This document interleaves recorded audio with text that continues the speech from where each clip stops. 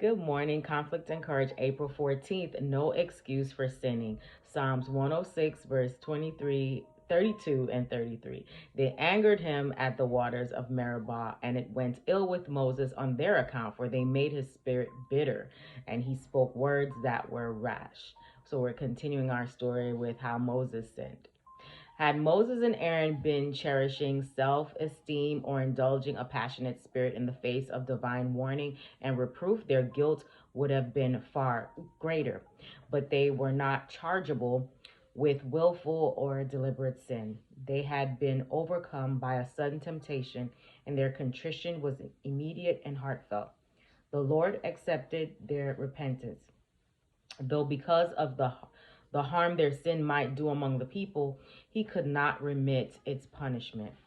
God had forgiven the people greater transgressions, but he could not deal with sin in the leaders, as in those who were led.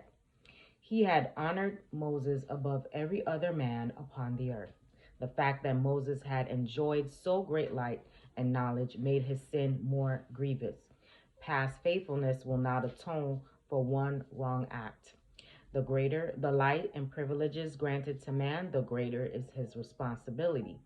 The more aggravated his failure and the heavier his punishment. Moses was not guilty of a great crime as men would view the matter.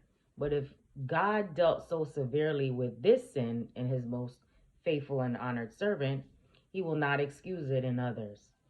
All who profess godliness are under the most sacred obligation to guard the spirit and to exercise self control under the greatest provocation. The burdens placed upon Moses were very great. Few men will ever be so severely tried as he was. Yet this was not allowed to excuse his sin. God has made ample provision for his people, and if they rely upon his strength, they will never become the sport of circumstances. The strongest temptation cannot excuse sin.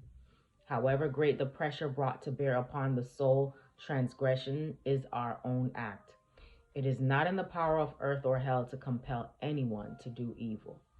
Satan attacks us at our weak points, but we need not be overcome. However severe or unexpected the assault, God has provided help for us, and in his strength we may conquer. Hope you have a great day today. Live courageously.